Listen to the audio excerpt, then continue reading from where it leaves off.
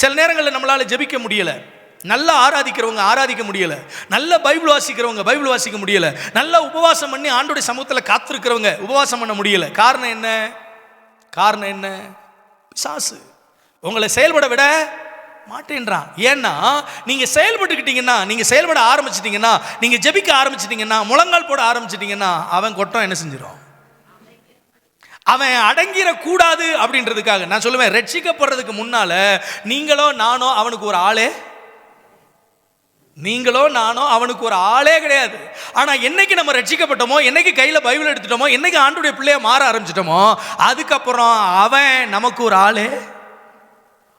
இவன் ஜெபம் பண்ணா நமக்கு பிரச்சனை ஆயிடுமே, இவன் முழங்கால் போட்டானா நமக்கு பிரச்சனை ஆயிடுமே, இவன் அபிஷேகத்தில் நிரம்பி ஜெபம் பண்ணானா, ஆவியில் நிரம்பி ஜெபம் பண்ணானா, வைராக்கியமா எந்திரிச்சானா நம்ம கதையை முடிச்சிருவானே.